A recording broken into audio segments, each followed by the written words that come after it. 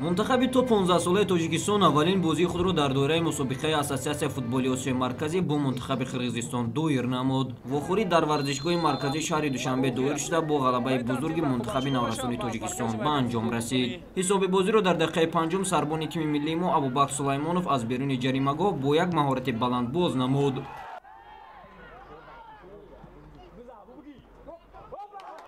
6 дақиқа баъд Масрур як гузариши бениҳоят зебои анҷом дода тӯбро ба Абубакр Сулаймонов расонид. Абубакр голи навбатиашро зада ҳисобро 2-0 кард. Бо ҳамин ҳисоб мунтахабҳо ба танаффус баромаданд.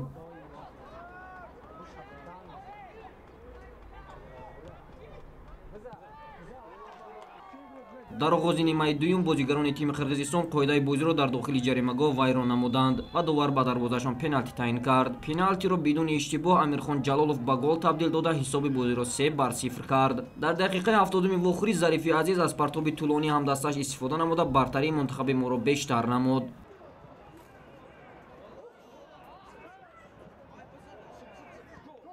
Билол Бобоев аз иштибоҳи дағали дарвозабони қирғиз Адилет Абдураимов истифода карда голи панҷуми мунтахаби то 15 солаи Тоҷикистонро вориди дарвоза намуд. Дар дақиқаи 81-уми вохӯрӣ Муҳаммадҷон Орипов баъди иштибоҳи дағал бо корти сух муҷозот карда шуд. Ҳамин гуна мунтахаби наврасони то 15 солаи Тоҷикистон аввалин вохӯриашонро дар доираи бозиҳои Ассотсиатсияи футболи Осиёи Марказӣ бо ғалабаи бузурги 5-0 хотима доданд. Он чизи мақсадо ки мемуз монда будем гузашта у қабисёне ки бозӣ хати ма розием он бачаҳое ки дидам ки чушмошон дар гирёнкунагии тари аваз доштан ғалаба карданд дар хонае ки ҳами турнире ки кафа международный турнире ки дар Тоҷикистони мо шид хеле тайёр буданд бозӣ якум бозида саршаве ки дар майдони худ ки умрмо пас нашавем гуфта. Моментами неплохо получалось у нас, но к сожалению, впереди мы не использовали те моменты, которые нужно было использовать. дар бозии аввали чемпионати Ассотсиатсияи футболи Осиёи Марказӣ миёни наврасони то 15 сола мунтахабҳои Узбекистон ва Эрон андари майдони рақобат гардиданд. дидори дастаҳо дар варзишгоҳи марказии ҷумҳуриявӣ доир гардида бо ҳисоби 3-2 ба суди наврасони Эрон хатм шуд. аввалин шуда футболбозони узбек ба задани гол даст ёфтанд. Иброҳим Турсуналиев дар дақиқаи 53-юми қисми дуюми дидор як ҳолати голзаниро бо самар истифода намуда тимашро ба пеш баровард. пас аз чанд дақиқа наврасони Эрон голи ҷавобиро заданд. муаллифи зарбаи нишонрас Самир Ҳубуботӣ гардид.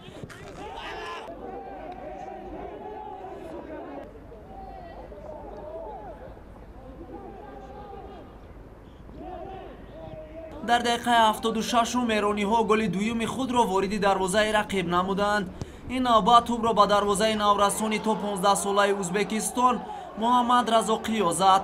дар дақиқаи 86-уми рақобат наврасони тими миллии то 15 солаи Эрон дар дохили ҷаримагоҳи хеш ба қоидаситезӣ даст заданд ва довар ба дарвозаи онҳо пеналти таъин намуд. ҷарима 11 метраро Зикриллохон Мухторов бехато вориди дарвозаи рақиб намуд ва ҳисоб 2-2 шуд. дар дақиқаи 86-уми рақобат ҳимоятгари мунтахаби наврасони то 15 солаи Узбекистон Фозилбек Бобомуродов дар дохили ҷаримагоҳи хеш бар муқобили Алиризо Шарифӣ ба қоидаситезӣ даст зад ва довари марзи майдон ба дарвозаи наврасони узбек пеналти таъин намуд. сарвони дастаи Эрон Ирфон Дарвеш Али ҷарима 11 метраро ба гол табдил дод ва пирӯзиро барои дастааш таъмин сохт. бо ҳамин натиҷаи 3-2 рақобати тимҳои миллии наврасони то 15 солаи Узбекистон ва Эрон дар бозии аввали чемпионати Ассотсиатсияи футболи Осиёи Марказӣ ба суди тими наврасони Эрон хатм шуд. ёдовар мешавем ки дар даври дуюми мусобиқа мунтахаби Узбекистон бо Қирғизистон ва Эрон бо наврасони тоҷик вохӯрӣ анҷом медиҳанд.